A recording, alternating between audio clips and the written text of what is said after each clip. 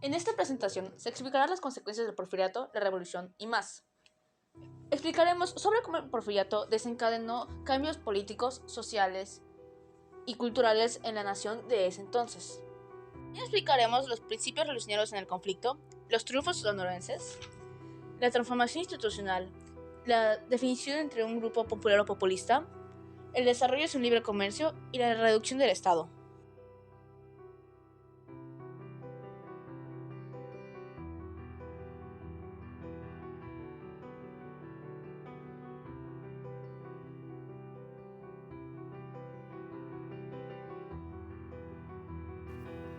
La Revolución Mexicana fue un conflicto armado que inició en 1910 como consecuencia del descontento popular hacia la dictadura de Porfirio Díaz, la cual duró más de 30 años y que derivaría en una guerra civil que transformaría radicalmente las estructuras políticas y sociales del país. Todo da inicio desde el Porfiriato, con el Plan de Tuxtepec. Este plan buscaba destituir el gobierno de Sebastián Lerdo de Tejada, ya que se había reelegido. Porfirio Díaz, a su vez, buscaba respetar, o al menos mencionaba que respetaría la Constitución de 1857, y su plan llevaba como lema sufragio efectivo, no reelección, por el cual buscaba que ningún gobernante pudiera volver a elegirse presidente.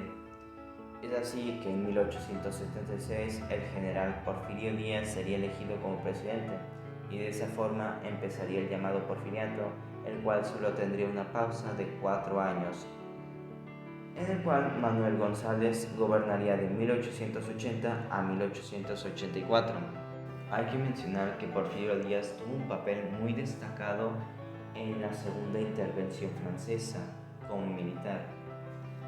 Bueno, pasando a las características del porfiriato, en este se inició la modernización del país, ya que Porfirio Díaz tenía una visión de que México podría ser uno de los principales países exportadores de materias primas y es por eso que inició dicha modernización. En esta se construyeron ferrocarriles y a su vez se hicieron varios tratos con inversionistas extranjeros que empezaron a presentarse en México. Contó con el apoyo de la iglesia y de varios terratenientes, lo cual no favorecía a las clases sociales más bajas, como los campesinos.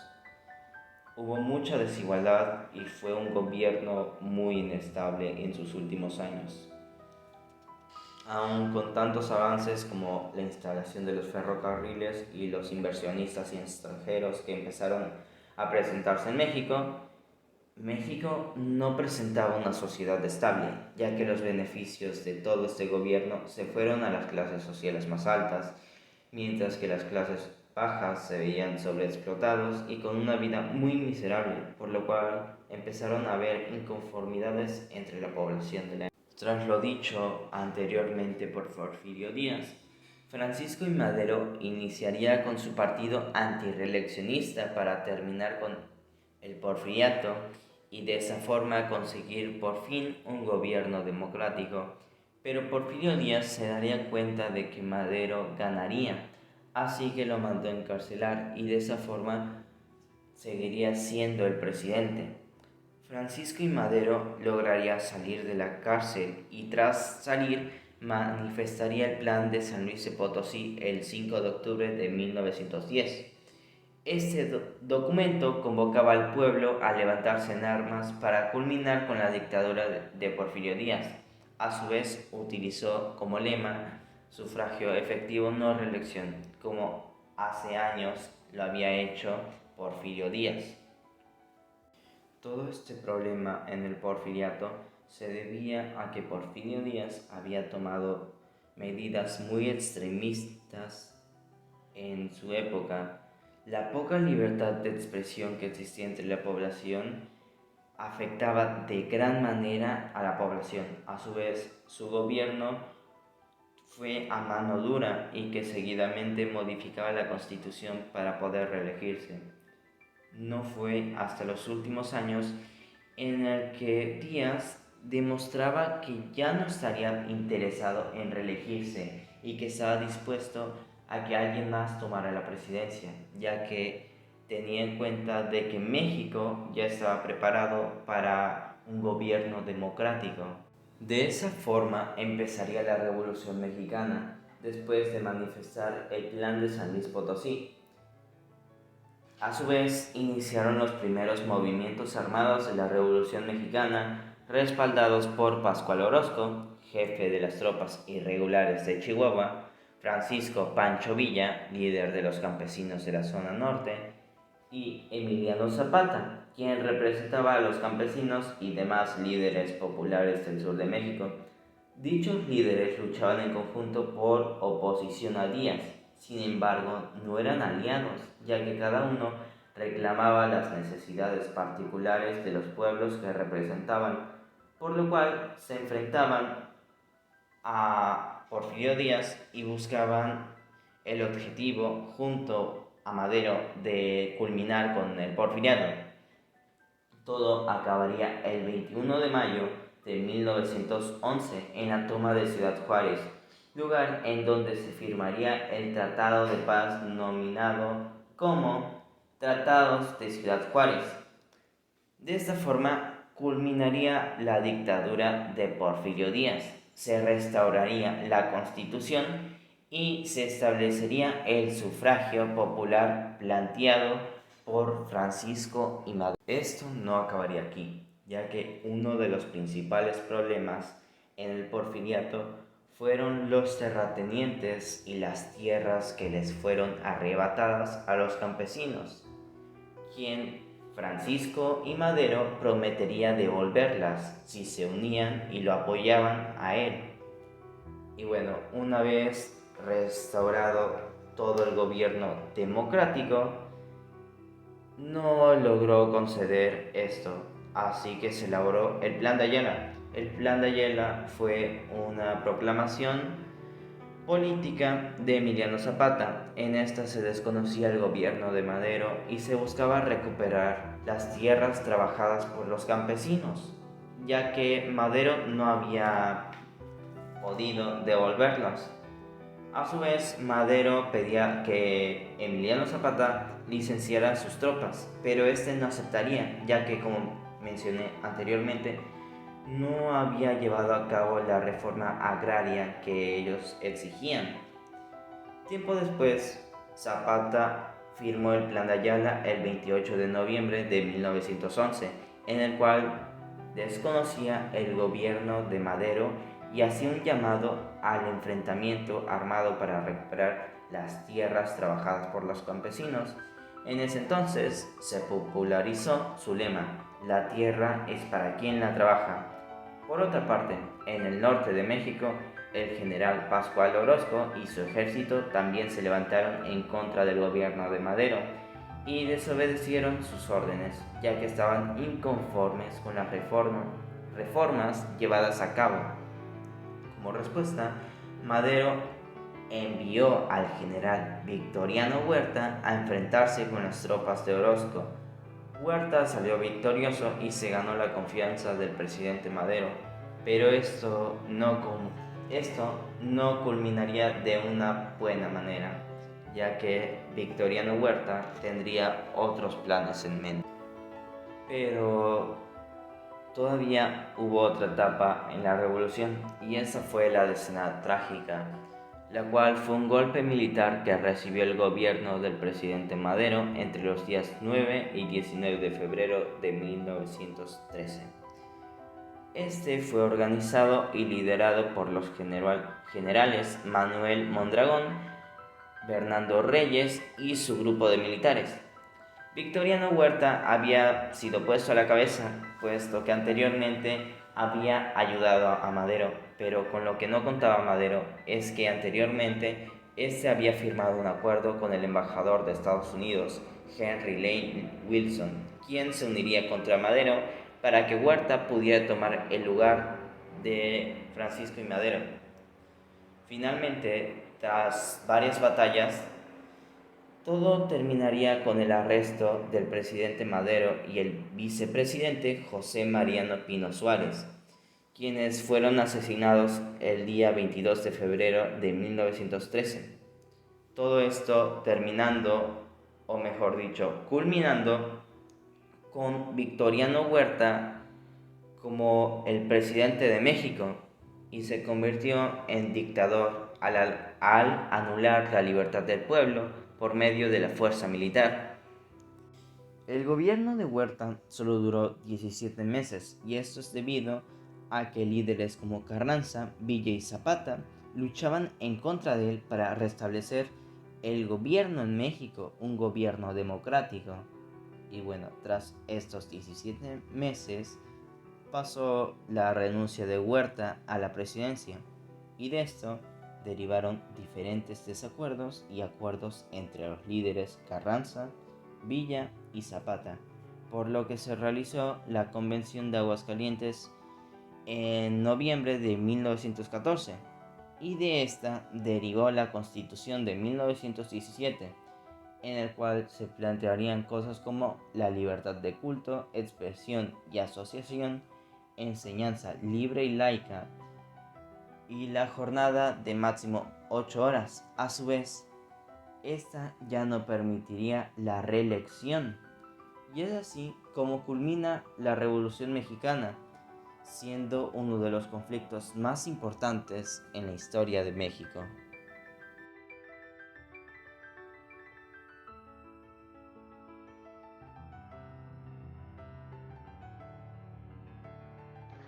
Principios revolucionarios en conflicto. Tras la muerte de Francisco I. Madero, eso sumió a los caudillos revolucionarios. A partir del 1914, en, en esta etapa de conflicto, que fue defendiendo esencialmente por la forma en la cual deberían cumplirse las promesas que movieron a millones de personas a la lucha, algunos insistían en que se debía hacer un debate para levantarse en armas, con la reforma agraria por delante. Otras personas planteaban la previa y necesaria formulación de la Constitución de 1857. Personas tales como Venustiano Carranza, Álvaro Obregón o Plutarco Elías Calles tenían un interés que era racionalizar el poder político a través del sometimiento de los ciudadanos al imperio de la ley. Si lo decimos de una manera más sencilla o de otra forma, buscaban que incluso los gobernantes solo pudieran actuar como la ley lo autoriza, de la manera y con los efectos para los fines previos. Al final, lo que ellos defendieron, que era constitucionalismo, se alzó con la victoria. A eso se daría como resultado la promulgación de la Constitución del 1917, que es la que nos rige actualmente. Cronología política de México en el siglo XX. En México, durante el año del 1910 al 1926, pasaron cosas tales como la Revolución Mexicana, que fue en 1910, que fue una secuencia extendida de conflictos regionales armados en México. También se llevó a cabo algo llamado la Decena Trágica, que fue en 1913, que se conoce como Decena Trágica al golpe de Estado militar que tuvo lugar del 9 al 19 de febrero de 1913 con la finalidad de derrocar a Francisco I. Madero de la presidencia de México. También pasaron cosas como la creación de la Secretaría de Educación Pública y el inicio de la Guerra Cristera, que también era conocida como Rebelión Cristera o la Cristiada, que fue una lucha generalizada en el centro y occidente de México desde el 1 de agosto de 1926 hasta el 21 de junio de 1929, que fue en respuesta a la implementación de artículos secularistas y anticlericales de la Constitución de 1917. Todas estas cosas sucedieron mientras se llevaba a cabo la Revolución Mexicana en su etapa caudalista. En el 1929 fue la creación del primer partido político nacional revolucionario y terminó la Guerra Cristera. Esto fue durante la etapa del Maximato. Durante el 1935 salió a relucir la reforma agraria, que era un conjunto de medidas políticas, económicas y sociales y legislativas impulsadas con el fin de modificar la estructura de la propiedad y producción de la tierra en un lugar predeterminado. También el presidente Cárdenas anuncia la expropiación petrolera. La razón por la que Cárdenas tomó esta decisión fue porque la razón principal de la expropiación fue por la constante negatividad de las campañas petroleras de mejorar condiciones salariales y laborales de los empleados de esta industria. Estas dos situaciones fueron durante la etapa del cardenismo. Durante los años 1940 al 2000 pasaron cosas esenciales para México, tales como la creación del IMSS, el nacimiento del partido político PRI, los movimientos ferrocarrileros, que fue una de las luchas más importantes del siglo XX, puesto que logró la unidad en torno a un sindicato independiente que peleó por la mejora salarial del gremio y combatió ardidamente al charrismo sindical. También, durante los años 1968, hubo algo que fue la masacre de Tlatelolco, que fue una matanza el 2 de octubre, el 2 de octubre. Así es como se le conoce a los hechos ocurridos el 2 de octubre de 1960 durante un motín llevado a cabo por estudiantes en la Plaza de las Tres Culturas. Todo esto ocurría mientras ese mismo año ocurrieron los Juegos Olímpicos en México. Después, en el 1982, entra una crisis económica a México. A partir de diciembre de 1982, con la crisis de la deuda externa encima, se inicia en México un largo proceso de transmisión promovido por la ejecución federal hacia nuevos modos de organizar y promover la producción y el intercambio, así como de relacionar economía del país con el resto del mundo. Algo esencial en esta etapa fue el Tratado de Libre Comercio con América del Norte. Todas estas cosas que mencioné ocurrieron durante la etapa del dominio electoral del PRI. Por último, en el 2014 se creó la reforma al IFE y creación del Instituto Nacional Electoral. Esto durante la etapa de la competencia electoral.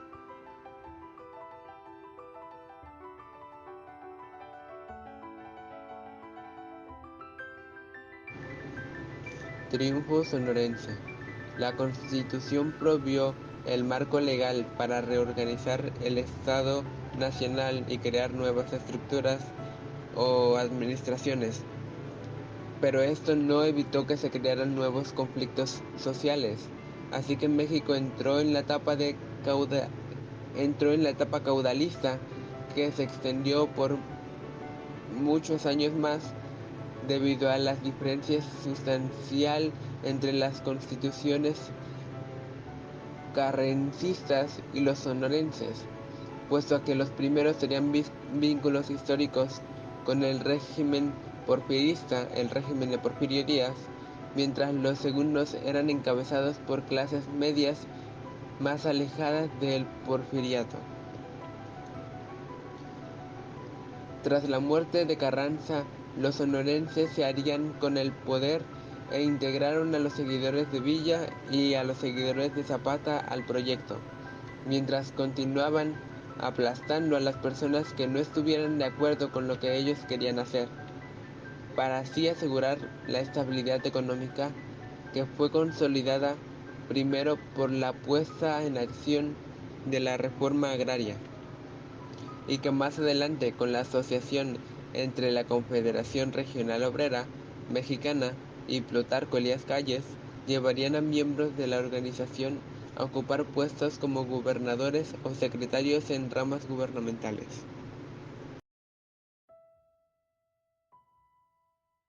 El Estado por-revolucionario se consolidó después de que una nueva generación de caudillos ejerciera su poder establecido en el texto institucional.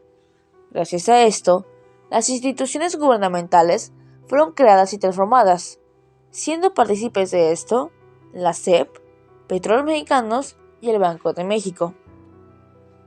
No obstante, ese fue también uno de los momentos en los que surgieron los partidos políticos modernos.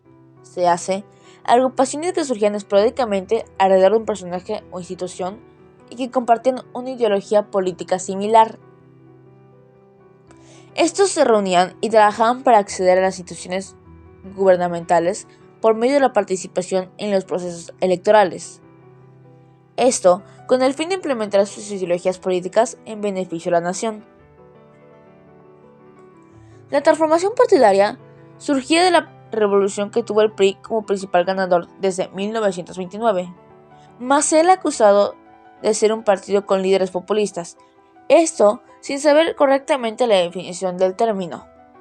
Ahora, el populismo es la idea de que la sociedad está separada en dos grupos rivales, siendo estos el verdadero pueblo y la élite corrupta. Se dice que aquel que aprovecha el populismo suele ser una persona carismática que utiliza el descontento para expresar sentimientos más que ideas que podrían beneficiar verdaderamente a una nación. Ahora, gracias a esto, se puede identificar que durante el mandato de Lázaro Cárdenas se buscó el cumplimiento de los artículos centrales de la Constitución de 1917, convirtiéndolo en un líder popular y no en un líder populista como bien se nos estaba haciendo hacer creer, o bueno, como la gente creía que era.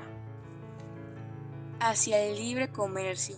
El modelo de desarrollo se caracterizó por el desarrollo económico industrial, protegido por medio de fuertes impuestos a los bienes exportados, los altos precios del petróleo y los productos agrícolas.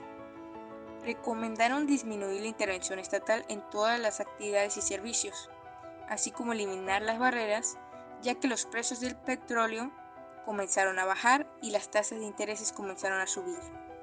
La apertura económica de México se ha dado en dos grandes etapas. La primera, de 1983 a 1990, la liberalización comercial se dio de manera unilateral. La segunda etapa, en la década de los 90, se caracterizó por negociaciones bilaterales de libre comercio. Reducción del Estado.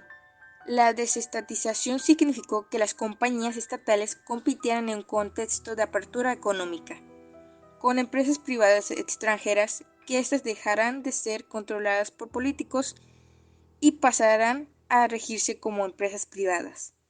El contexto sería la apertura económica, iniciada a raíz de la crisis económica a partir de la década de los 90. Significó también la reforma del Estado. Después de todo lo visto en este tema, nos queda claro que para que México esté como esté ahora, un país donde todas las personas tenemos libertad y justicia, se tuvieron que pasar por muchas cosas, muchos momentos históricos que marcaron un antes y un después para nuestro país, pero que gracias a todos estos cambios México se ha convertido con el pasar del tiempo en un país soberano y relativamente justo. Nos queda claro que gracias a la revolución podemos tener ahora una buena constitución que nos permite tener libertad a pesar de todos los conflictos que hubo durante el porfiriato o la reforma agraria. Después de ver este video podemos aprender cosas como la manera de pensar y actuar de los caudillos revolucionarios tras la muerte de Francisco y Madero.